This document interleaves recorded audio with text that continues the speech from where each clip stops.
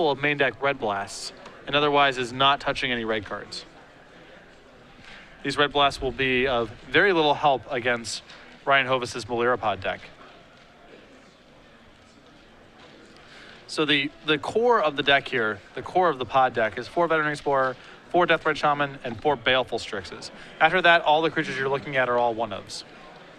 So Deshaun opens up with a Scalding Tarn.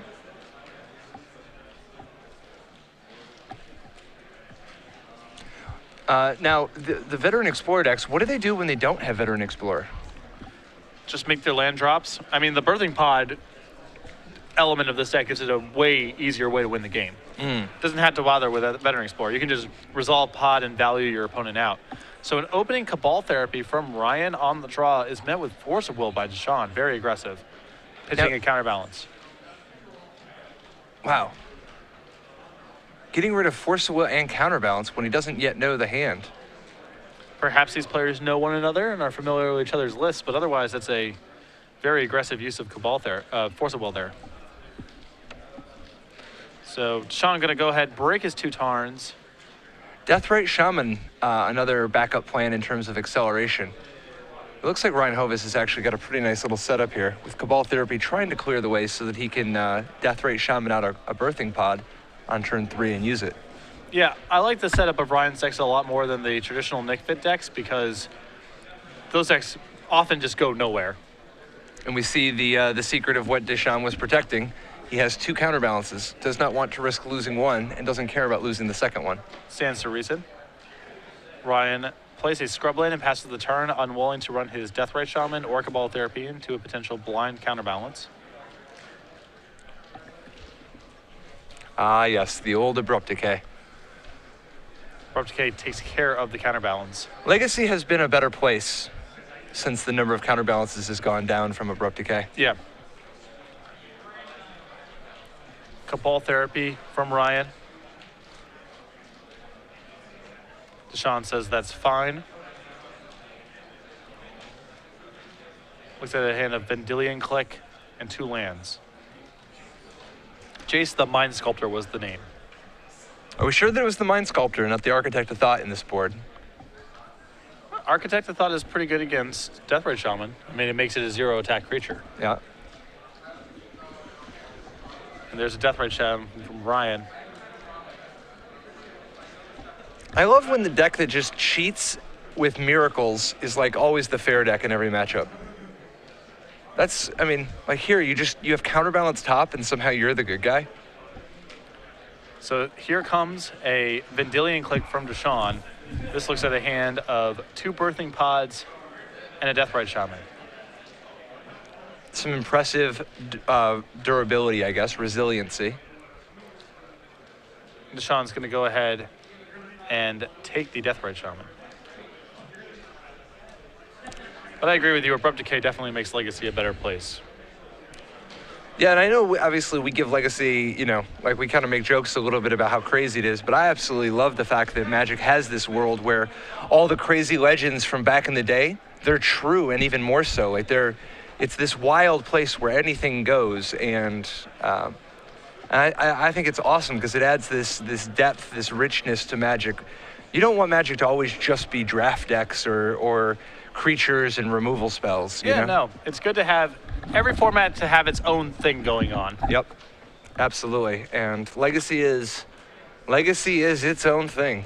I mean, you'll see modern decks. Here we see Vendilion Click being matched with a Kitchen Finks. Modern, sometimes you see combos, and you're like, oh, wow, you know, you put together Splinter Twin and Deceiver Exarch, or, oh, you know, you put out Karn on turn 3. That's really great. But Legacy is weird. I mean, there's like very non-traditional stuff. Okay. So a Kitchen Finks here met with a blind reveal from Counterbalance that revealed a Divining Top. Ryan then fired a Veteran Explorer into that. I'm not sure if he's just trying to get the Explorer into his graveyard or if something else is going on there, but that's going to do it. So now Deshaun is going to be able to set up the other half of the combo.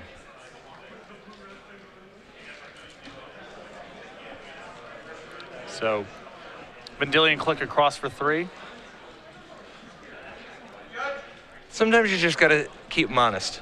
You got to make sure he knows. Yeah. Maybe he doesn't know counterbalance triggers every time you cast a Well, spell. and what were you going to do with a Veteran Explorer anyway? He's got a counterbalance and a top in play. So, Deshaun here, spinning top, critically finds a Venser. Venser is going to allow him to defend himself against these birthing pods.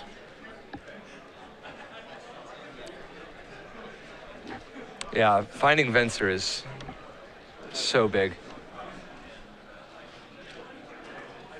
There's a couple of 4s in the deck. There's the Venser, and then there's the 3 copies of Jace the Mind Sculptor. So no Venser yet, just a Terminus. Some risky business. I mean, once birthing pods in play. Did he have the Venser?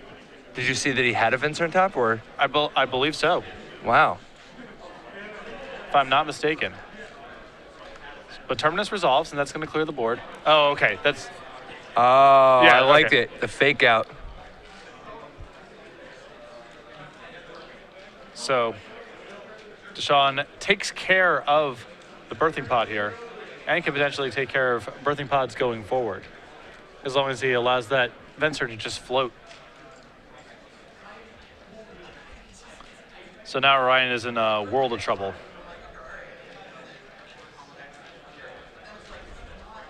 They're trying to piece through the interactions here, make sure all the timing is right.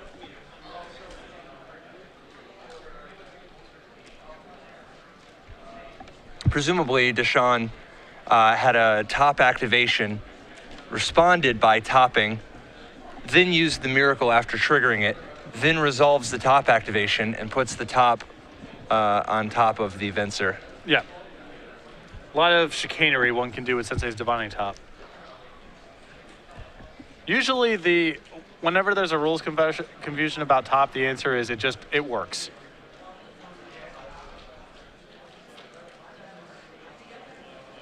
So now we're getting this sorted out here, but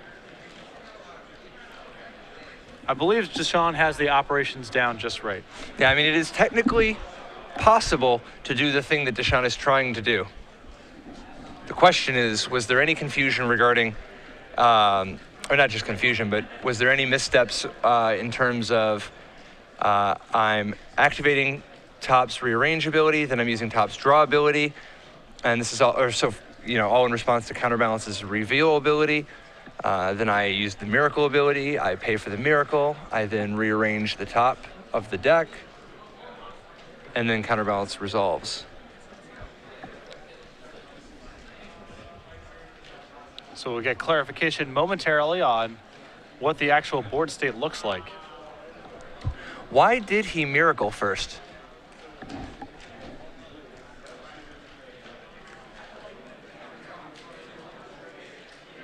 Okay, looks like And it looks like there was a misstep in terms of the structure. Deshaun with a top left on top of his deck instead of the Venser. so now birthing pod's in play, and this puts Deshaun in a position where he's going to have to counter essentially every spell that gets through. Yeah, I think that. Do you think there was a little bit too fanciness going on? Like there was no need to actually Terminus there, right? No, there was no need to. All right, here's an Aethersworn Canonist. Not that Aethersworn Canonist particularly matters because of the text box, but again, every creature just lets the chain get going. And it looks like Deshaun has a 1, a 3, and a 4.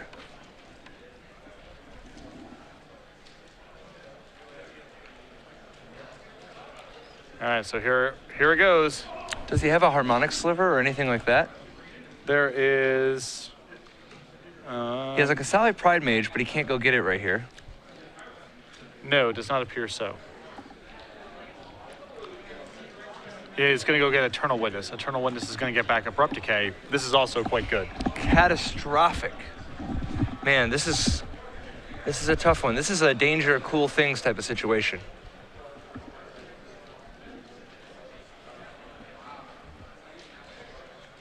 It almost feels to me like Deshaun's in a position where he may have to consider just miracling and treat and trying to win the game quickly. Yep, I was just thinking the same thing. He has a one-turn clock if he does that, which obviously will get disrupted by Ryan Hovis's birthing potting, but...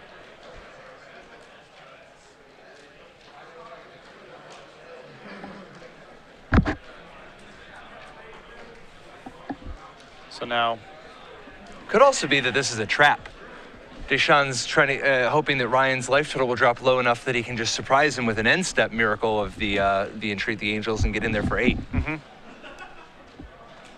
You know, 1 pod activation and 1 fetch land, and suddenly we're talking about dead immediately. All right. So Ryan goes and activates Birthing Pod, sacrificing the Eternal Witness, and Deshaun says, stop.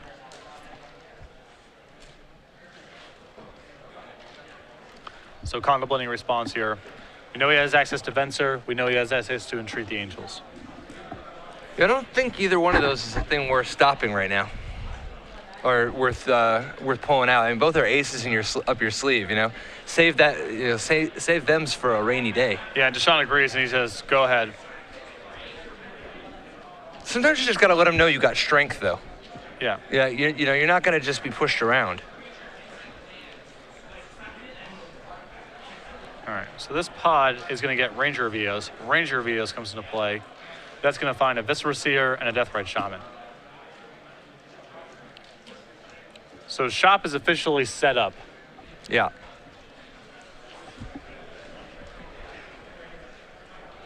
But Ryan is at 9 life.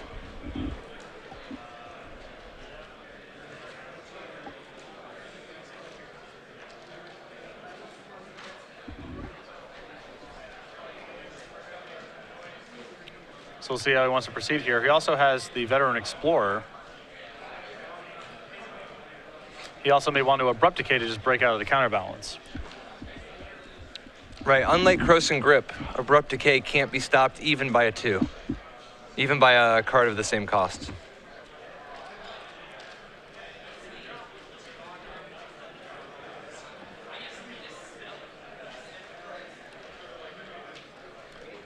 So Deshaun resets with top. He's going to draw.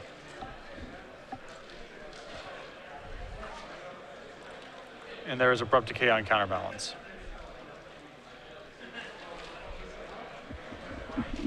Deshaun says that that is fine. Or rather, there is nothing I can do about that.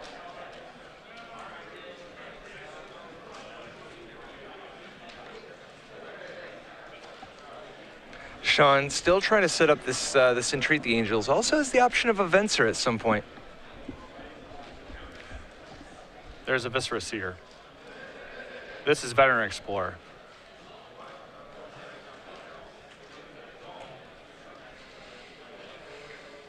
And if Ryan had an issue with being bottlenecked on mana before, he may not very soon.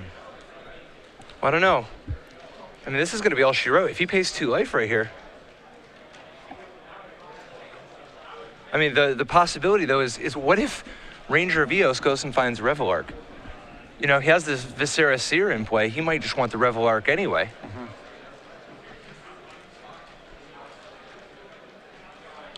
So Ryan sacrificing the Veteran Explorer to Viscera Seer. So first the Veteran Explorer's trigger should resolve, and then the Scry. correct.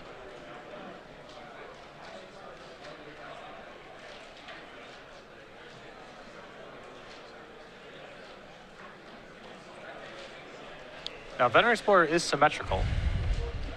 But Deshaun does not want to change the top of his library because of that Entreat the Angels, so he has to play it off and act like he doesn't actually know. He has to act like he's forgetting, or that he doesn't know, or he doesn't realize, which is a common thing. Yeah.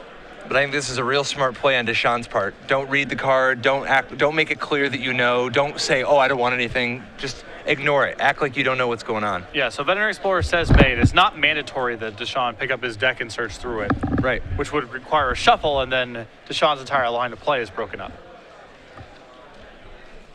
How suspicious are you, if you're Ryan Hovis right here, that Deshaun's not searching from Veteran Explorer? I would be a little suspicious, because even though he messed up what happened, Deshaun displayed enough of an understanding of the rules interactions and implications of dividing top plus activating a response. So the idea that he just has no clue what Veteran Explorer does would make me quite suspicious. I mean, and Ryan was going to pay the 2 life and thought better of it. And ended up using the Veteran Explorer to get the extra mana so that he doesn't have to. But now it looks like he might be on greedy mode again anyway. He's trying to help himself. Here's Baleful Strix. Ah, very important flyer.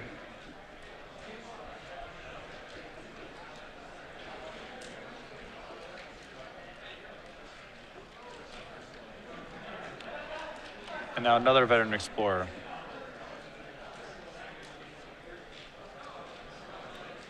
We need to see another sacrifice here. Ryan looks at him. Once again, Deshaun not searching up more land. There are 6 basics in Ryan's list here. 2 forests, 2 swamps, a plains, and an island. So quite a bit of fuel here for a Veteran Explorer. Yeah, for many amateur explorers, this would be too much land to put into play. But for a veteran explorer, Not an issue. non-issue completely. So Ryan going to go ahead and pay full retail. We have a Revelark coming, I assume. There's Revelark. There's an immense amount of value going on right now. Yes, this is actual value town. We've arrived. Won't you take me to? It's all the city councilmen of Value Town, you know? Revelark, Baleful Strix, Ranger of Eos, Eternal Witness, they're all here. Those are like, that's the inner The inner city circle. council. That's the city council. Absolutely. All right, here comes the top. It's Entreat.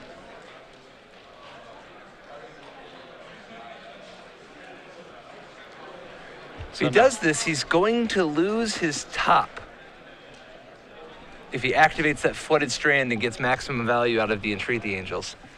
But it's not clear how much value that top is providing at this point with no counterbalance. I mean, it feels like it matters, but it's not the same thing. Revelark, an odd sort of card. It looks like Deshaun decides he wants to keep his top, so he only makes 2 Angels. But in the face of this Revelark and this Baleful Strix, this doesn't feel like it gets him very far. Yeah, it makes me think like maybe you're supposed to wait a turn, you know, set this up a little bit more. I don't know.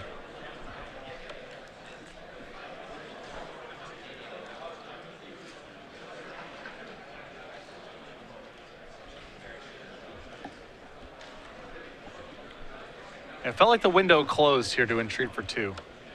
Yeah, it might also be just some confusion over fetching in response with the miracle trigger on the stack, you know?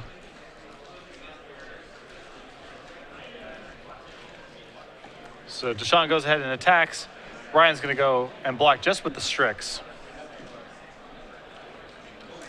We're leaving Revelark around. Deshaun at this point hoping to hustle something up with Venser, you know, try to sneak a freebie.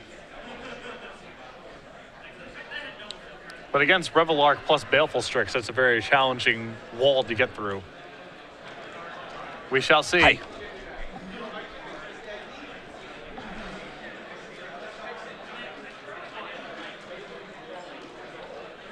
Deathrite Shaman joins the party.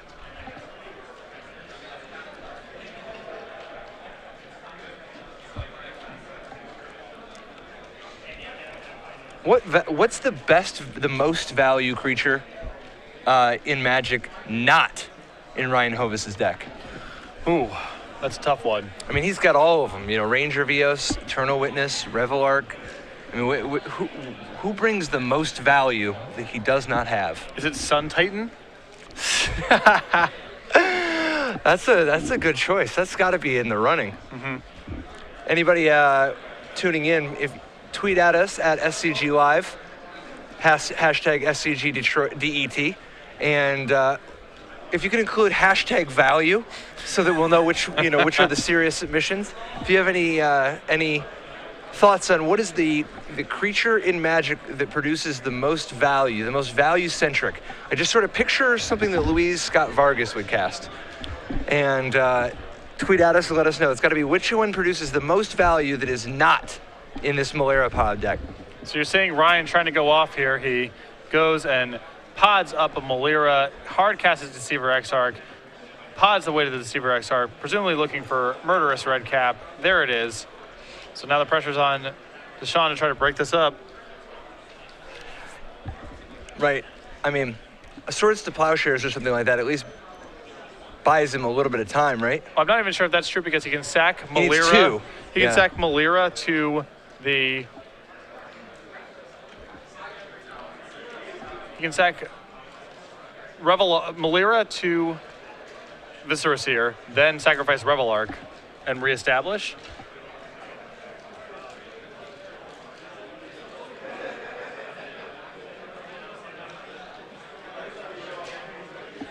So now, in response to this Terminus here, Ryan trying to reassemble. Ethersworn Canonist is kind of a beating. That ensures that there's no more funny business. Yeah, he's just All right, they pack it in. reestablishes, yeah. So Ryan Hovis wins 1-0 is his lead. Kind of a funky game. Weird, lots of weirdness. Obviously that Venser mishap earlier on proved fatal. Yep. Probably just counter the birthing pod. So after sideboarding, Deshaun will be, he's looking at options of 2 Supreme Verdicts, 2 Rest in Peace, 2 Wear Tear, 1 Red Elemental Blast, 1 Pyroblast, 2 Flusterstorm, 1 Pithing Needle, 1 Relic of Progenitus, 1 more Venser, 1 Sulfur Elemental, and 1 Spell Snare. Now he's got a lot of good options here. I mean, Pithing Needle, a classic for stopping birthing pod. Do you think he wants stuff like Rest in Peace or Relic of Progenitus? Do you fight this deck with Graveyard? I mean, he's got Eternal Witness, Revelark, the shenanigans we just saw with Malera. Seems valuable. Graveyard Ryan doesn't have to use his Graveyard to win the game necessarily, but it is a good starting point. And he wants something to replace these Spell Pierces anyway, right? Yeah. And then he's also got Wear and Tear. Wear and Tear, I think it's a totally fine answer to Birthing Pod. You don't want the Birthing Pod to stick, but it's gonna sometimes. Mm-hmm. What are we looking at on the other side? In an Abrupt Decay, with the ability to go up to 3 copies, a Nile Spellbomb, 2 Envelops, a Phyrexian Revoker, an Ethersworn Canonist, a Notion Thief, an Orzhov Pontiff, a Harmonic Sliver, a Mindbreak Trap, a Venser Shaper Savant, a Thragtusk, a Shriek Maw, a Grave Titan, and a Jace the Mind Sculptor. I believe he'll bring in the Jace, the Notion Thief, the 3rd copy of Abrupt Decay, the Phyrexian Revoker as an answer to Sensei's Divining Top, the Harmonic Sliver as a way to break out of the Counterbalance Lock.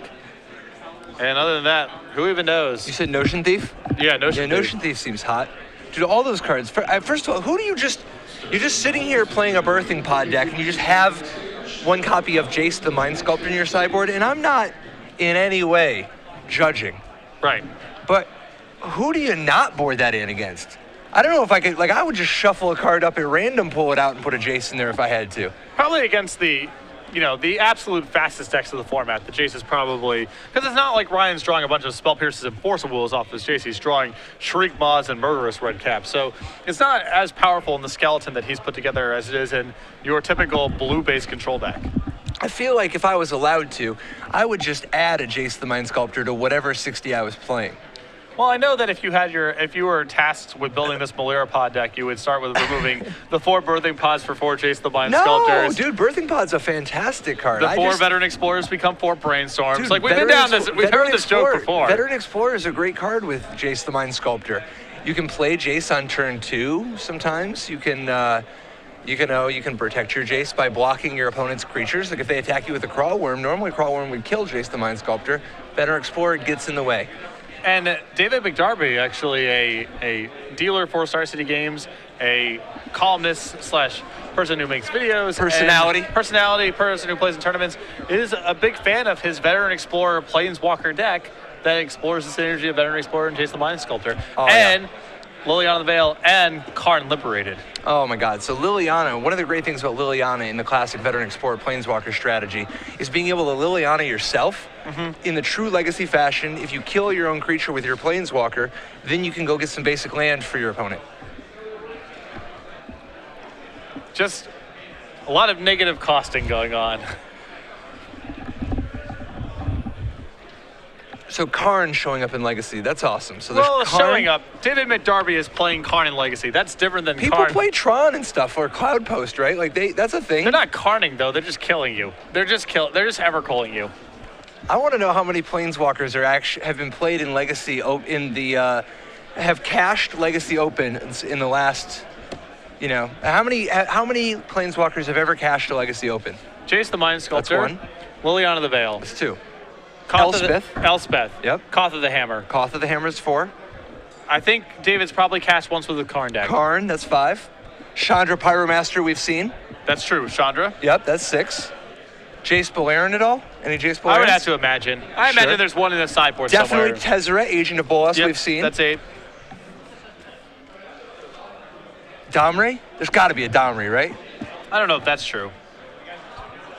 Tybalt. Tybalt has chance. cashed. No chance. Oh, wait. So all the Tybalt disbelievers out there, help me explain why it is that Tybalt is one of maybe 10 Planeswalkers to cash Legacy when, you know, chumps like, I don't know, Sorin Markov aren't exactly cashing. It's not fair to bring up the destroy your own card format as the reason for Tybalt to be considered powerful. You see Ryan here start off on the draw with an Underground Sea and a Deathrite Shaman. Ajani Vengeant has to have shown up. I know Gideon Jura has. Yep. Ajani Vengeant probably has. Like, why wouldn't it have? Garruk? Any Garruks in this place? The Wild Speaker, I would That's imagine. What I'm saying. Yeah. Garruk Wild Speaker's a thing. Ryan brainstorming. It's good to see that despite all the crazy stuff he's going on, he's staying true to brainstorm. Still has enough common sense to have brainstorm in his deck. Yeah, that's what I like to see. You know, because occasionally you'll see like somebody playing like mono red, but then they just have 4 brainstorms, and you're like, you know what? You get it. You're just you're a together person. Yep. That used to be me. Yeah. It stopped being me at some point. Second Deathrite Shaman off of a swamp. They just go Underground Sea, brainstorm. I'll put back a smallpox in a sinkhole.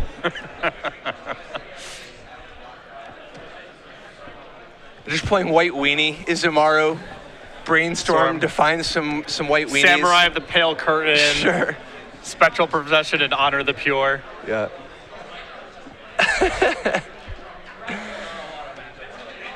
Yeah, there are a lot of good Crusades in Legacy right now. Yeah, quite a number. And now here's Counterbalance. So no Divining Top yet, but Deshaun off to a good start here. Yeah, rest in peace completely blanking the Deathrite Shaman's activated abilities. We see Veteran Explorer roll the dice. Let's see what's on top. There's a 3. A lot of people don't realize this.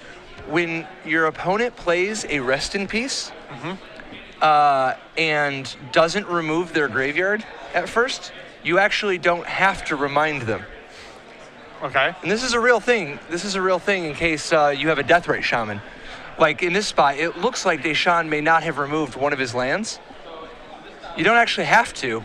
Now, it may also just be that they're using this as shorthand, but if you have a Deathrite Shaman and you want to be able to activate it, because this is a miss trigger that is legal to miss, you can't miss the replacement effect ability later on, but the comes into play ability, you can. All right, Ryan going to send in the clowns here. Yeah, a lot of these Birthing Pod decks are all about the mediocre beats. Mm-hmm. Oh, hello there. We see in Ryan Hovis' hand, Chase the Mind Sculptor preparing to, as a potential backup plan after this Birthing Pod kind of clears the way. All right. So Ryan's going to pay the Phyrexian mana cost here. The cost is still considered to be 4, though, right? Yes. There's a Relic of Progenitus.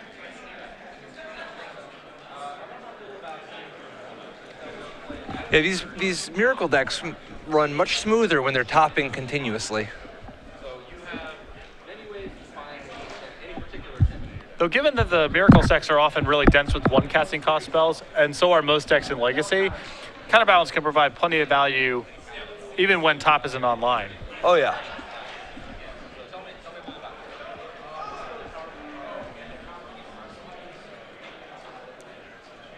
Deshaun with a hand of Vendilion Click and Swords to Plowshares. Normally powerful Legacy staples, but not providing a lot against Ryan's pretty anemic board. Yeah. Ryan does have access to a Birthing Pod now, though, so Deshaun is going to find things spiraling out of control pretty quickly here. There is a relic. So what do you think of just playing the relic here instead of just activating it and seeing if you happen to draw wear and tear? There's a needle as well on the sideboard, Yeah, too. absolutely. Yeah. When the Birthing Pod deck gets Birthing Pod unchecked, has a board and has some life to play with, is under no immediate threat of being killed, it's really hard to beat. Beating Birthing Pod in honest Magic is really challenging. Here we go.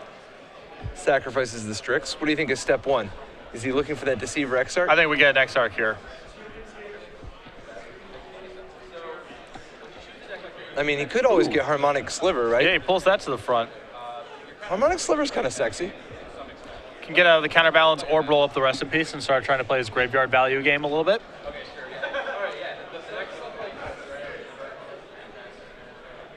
How much is he going to play the value game, and how much is he trying to actually just proactively win? Yeah. I sort of like the value game here because Deshaun's life total is pretty low, and he hasn't shown the capability of stopping the attacks from the 1/1s, so just keep playing that game. Just hang out, do some stuff. Just do your thing. Keep it real. No rush. Why are we rushing? Yeah, we're not from Russia or Crimea. Topical.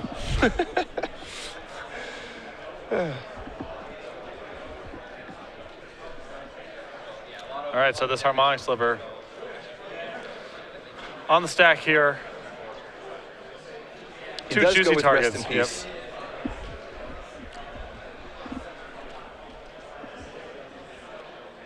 Well, perhaps it's looking, better that this Relic of Progenitus is still in play. By not activating it, he still has the graveyard on lock. Yep.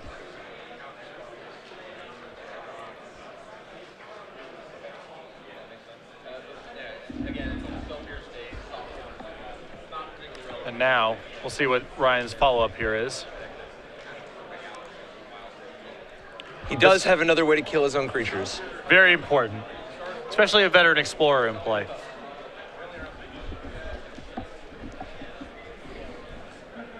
In response to Viscerous here, Deshaun is going to Vanillion Click. He's going to Vanillion Click Ryan, see a hand of Baleful Strix, Jace the Mind Sculptor, Ranger of Eos, Eternal Witness. I would be willing to guess the first time these exact 4 Magic cards have ever appeared in someone's hand in a game of Magic. I mean, Ryan plays with these cards. It's very possible it's come up before. Dude, it warms my heart to see Jace the Mind Sculptor in there. How long do you think until Jace the Mind Sculptor gets reprinted in a standard legal set? Probably never. You're going to go with never? In a standard legal set, returns to standard? Yep. Probably never happening. All right. I'll take the under of 40 years. Well, you trade with insider information, so I'm not messing with you. I'm not. I'm just like I'm betting that there's no plans in the near future. I'm just thinking 40 years is a long time. It feels like, they reprinted Thoughtseas. That's true. Yeah, I guess all bets are Like off. their range is like. Yeah, who even knows? Don't get me wrong. They're probably going to reprint. Hell, they'd probably reprint. What would they reprint first? Force of Will or Jace the Mind Sculptor in a standard legal set? Probably Force of Will. Yeah. I think Force of Will would be less bad for gameplay.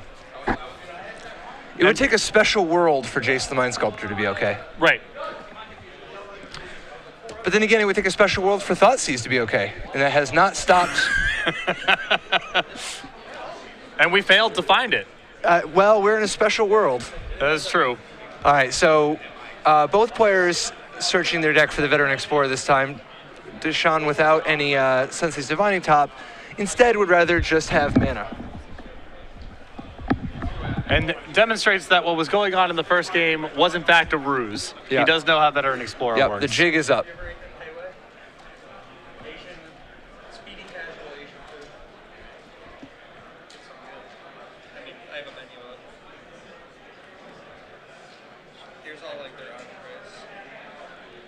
All right, so board looks set here.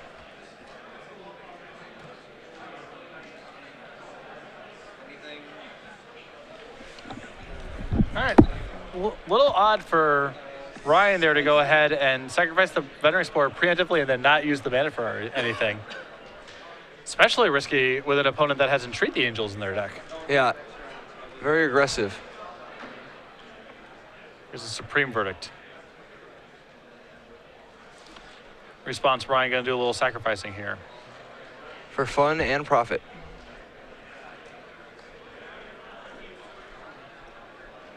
Or don't. Oh, he liked what was on top. Yeah.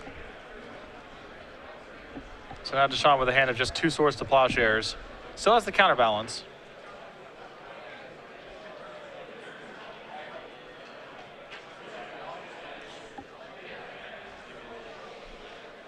There was a Verdant Catacombs on top? Yep. More mana.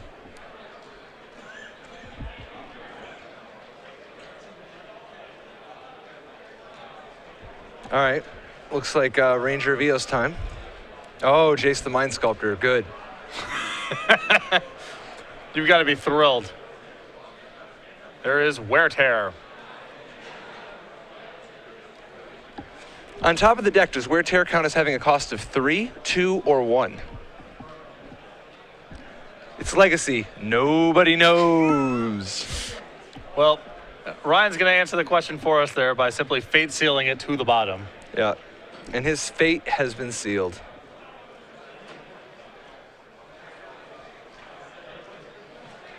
And now here's Baleful Strix. Baleful Strix not actually increasing the clock at all, given Jace the Mind Sculptor's ability to sculpt. Although Deshaun has revealed a Jace of his own. A Jace of his own? Oh, yeah. It's coming.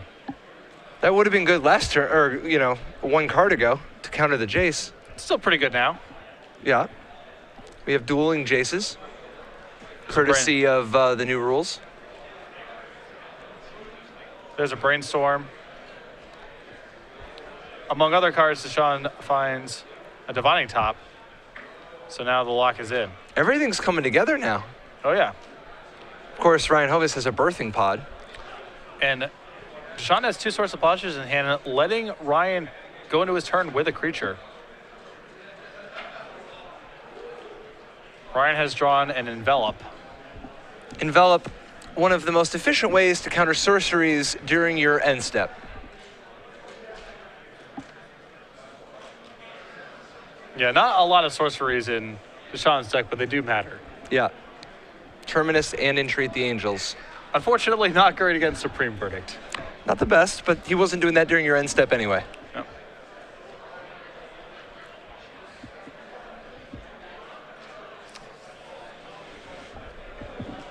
So what's Deshaun's trying to spring the trap here? He's got those 2 Swords to Plowshares. Is he waiting until the Birthing Pod gets used the first time? Maybe, but there's a risk that he just gets something value-oriented, right? I mean, he's a generally value-oriented individual. Right. That's what I'm saying.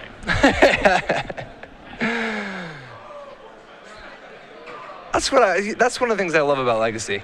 You can see both players' hands, and you have no idea what they're going to do. Birthing Pod sacking the Strix. All right. Hovis searches up. Sure. A Deceiver Exarch. Why not? It looks like Ryan has brought in the Thragtusk and the Grave Titan, so he is going... Oh, yeah, and Glenn Archmage, too. Yeah. He's like on literal high-octane diesel right now. Some diesel type of time. Just trying to find stuff that matters. All right. Sean says, okay, you can pot again.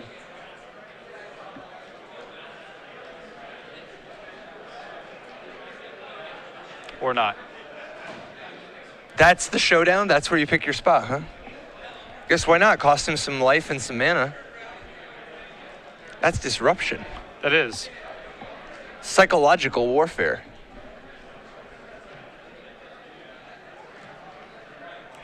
It's a little tough because Ryan still has the pod untapped, so he can still play his a Ranger of Eos and pod that bad boy.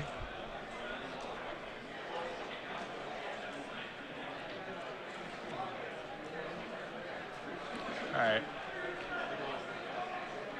So here is 4 mana. This is the Ranger of Eos. With no hesitation, Deshaun reveals Jace to the counterbalance. He was ready for that one. That was the full-on anticipation.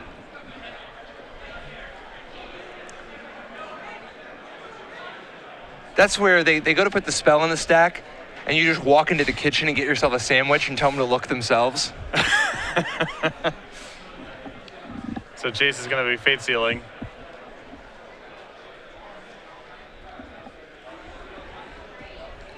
Ryan says go.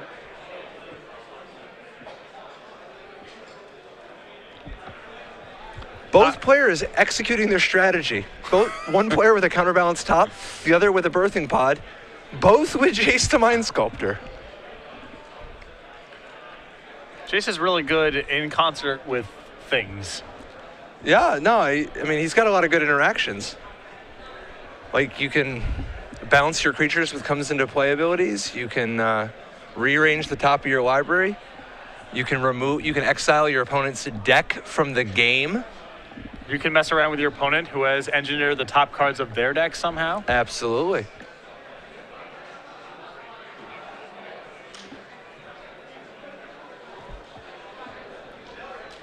All right, so Deshaun brainstorms with Jace. Finds a Terminus. Still eventually needs to find an answer to Ryan's Jace, as Ryan is risking just going ultimate and winning the game that way. Plan B for Birthing Pod is going ultimate with Jace. Absolutely. Birthing Pod needs Plan B, in my opinion. Like, it needs to be able to do the mediocre beatdown. You know, the getting in there. It can't just rely on the combo. The counterbalance lock is too strong. Well, I don't know. Does Deshaun really have realistic ways of beating this Jace ultimate? Well, he has to get it off the table. I mean, he has the Red Blast and the Pyro Blast. Maybe those are still in his deck, maybe not. And he has the creatures he can go beat down with. He has his Vendilion Clicks and Snapcaster and Venser and his Entreat the Angels and such, but he doesn't have any sort of Oblivion Ring effect. He had Red Elemental Blast main deck, and it's very possibly boarded him out. Yep. It takes some real just moxie to board in a Jace the Mind Sculptor against an opponent with main deck Red Elemental Blasts, where you're just like, you know what, I got you pegged. So Ryan tries to start with an Eternal Witness here. That is met with a Relic of Progenitus on Ryan's graveyard, and then with the trigger still on the stack, Deshaun's going to go ahead and plow the Eternal Witness. This is an effort to prevent him from gaining priority with a Birthing Pod in play and a creature.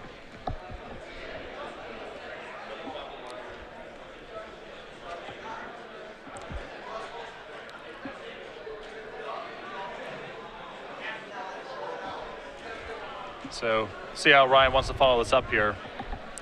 You know, for a guy with a Jace on 7, a Birthing Pod, and several cards in his hand, Ryan doesn't actually have all that much going on. Right. What he really needs to do is find an Abrupt Decay to break out of this counterbalance. And it looks like he just did. Then everything becomes very easy. Or at least easier. And it looks like he has to save the Abrupt Decay for next turn, given the shortage of green mana available to him. And now this is risky because if Deshaun wanted to, he could Jace Fate Seal Ryan and put it on the bottom. But it takes some pretty crazy reading. Yep.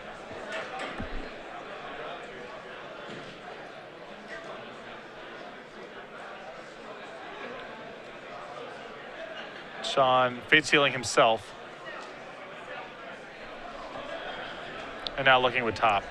So do you think Deshaun is now trying to go to... Now he has so many sweepers in his hand. Do you think he's trying to go into a plan of just defend myself long enough to go ultimate with Jace?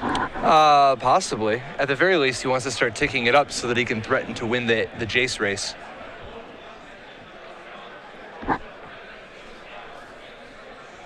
with as many cards as he has in his hand, it's also possible that both players ultimate each other. Neither player with a library, both players putting their hand back, and whoever has the most cards in hand wins.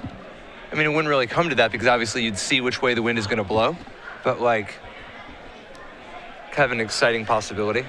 So there's Abrupt Decay breaking the counterbalance.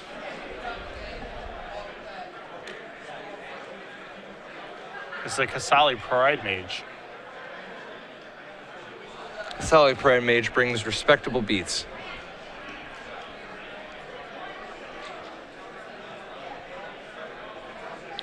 Now, because Kasali Pride Mage doesn't have a trigger associated when it comes into play, there's no way for Deshaun to stop Ryan from gaining priority with this in play, assuming that, you know, Ryan just goes immediately to activate his Birthing Pod. This is in contrast to Eternal Witness, which has a trigger and therefore gives Deshaun an opportunity to respond. Yep.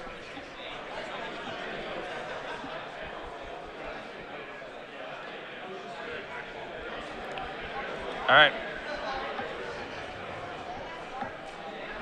Time for Ryan to go potting.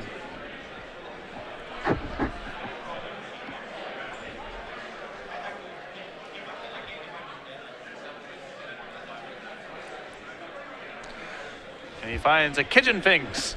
The beats continue.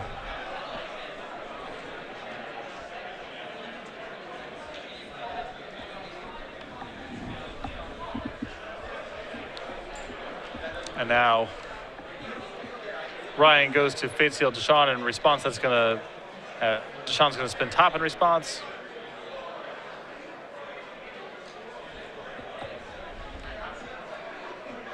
Less than 5 minutes to go in the round.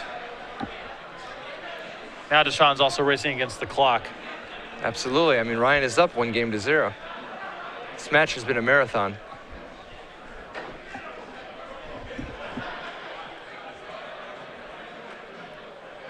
And Deshaun has to fend off both the pressure on the board, and every creature represents something major with that Birthing Pod in play. And also needs to find an answer for Jace. So there's a Miracle Terminus. Terminus real big right here. And that is worth an envelop. So what do you think of Deshaun playing the Terminus here? He could have just drew the counterbalance, dropped the counterbalance, and then topped casting Terminus with the top on top of his deck to make sure that envelop doesn't resolve. Well, I don't know if envelop was even on his radar. I mean, this is a really unexpected card here. Who doesn't have envelop here? And Deshaun even with Spell Pierce in hand, so there's a bunch of counters. Even if Ryan had something like Counterspell or Mana Leak in his hand, Deshaun could have fought back against it. Yep. And Spell Pierce, of course, Deshaun has all the mana in the world. It had to essentially just be enveloped for this scenario to come up. Yeah, that's pretty wild. Does that count as, did Terminus have no mana spent on it or one? The reason I ask is for Nyx. The Future Sight counterspell to counter a spell that was cast without paying its cost? You mean what's the specific ruling on it? Yeah, like can you Nyx a Terminus? I don't think so. I think you're still paying a mana. It's still a cost. So Deshaun spinning again.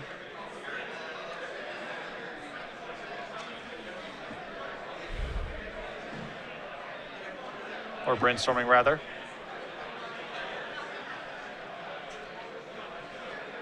Has another counterbalance. So the lock is reestablished, but that is only one small step here. One giant leap. Inside of upkeep, Brian is going to go ahead and fetch. Birthing Pod is untapped.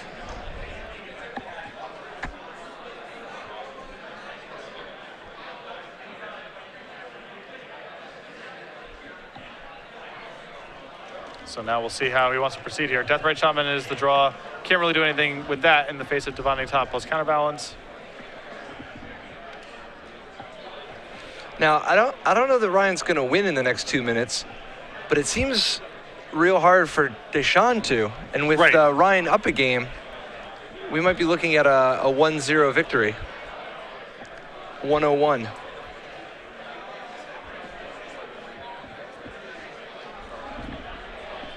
So Deshaun has found wear tear, so he can at least break out of the pod.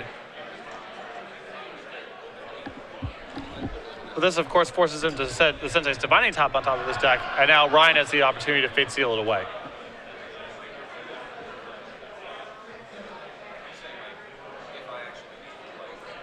And he goes ahead and does exactly that. So now Deshaun apparently no longer has the counterbalance lock.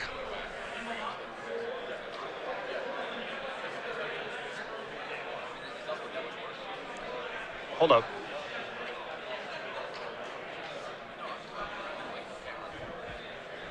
Oh, there's a brainstorm, okay. Yep, with Spell Pierce likely to go back on top. Unless he wants to Terminus.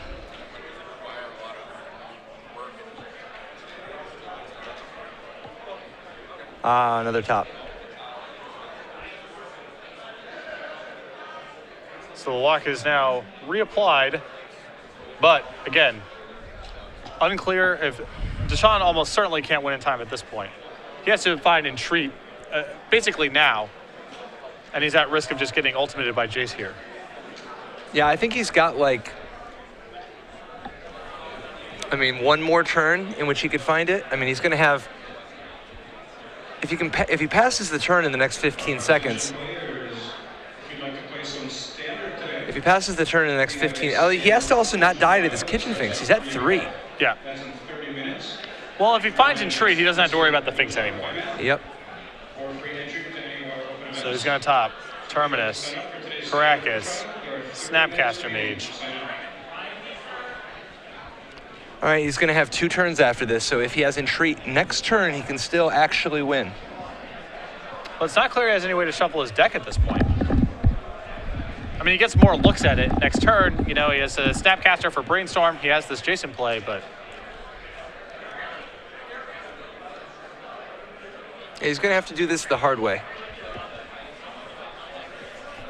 And obviously he has to also deal with this Kitchen Finks here. Meaning he's going to have to waste time dilly-dallying on this Terminus type of time. Yep. And that's a full turn, and he doesn't have that many to spare. No, considering there are 2 left in the match.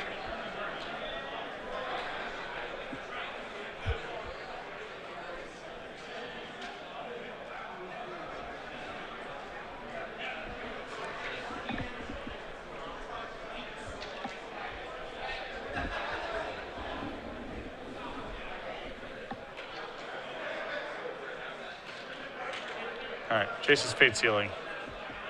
Puts it to the bottom. He wants more looks. Can't blame him. Yeah, but even just casting Brainstorm there with Jace would work as well. Jace isn't going to run out of counters, and you don't have enough turns left to ultimate. So this is the first turn of extra turns. Uses Divine Top.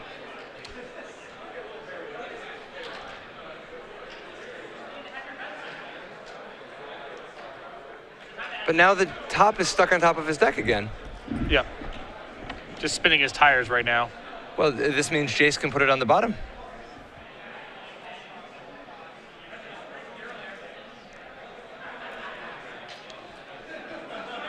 So now Deshaun needs to Jace and find both a Brainstorm and an Entreat. Because he no longer has, or a top and an Entreat, because he no longer has a way to draw a card at instant speed.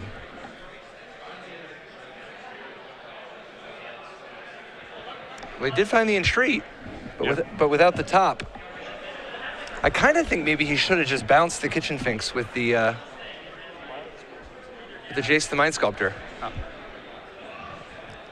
Like if Jace the Mind Sculptor would have bounced Kitchen Finks, maybe he wouldn't be in the spot. I don't know. This is all... You could have also potentially tried to Snapcaster last turn to give him an opportunity to at least tax this Jace a little bit. Problem here, of course, being that Ryan can now ultimate Jace.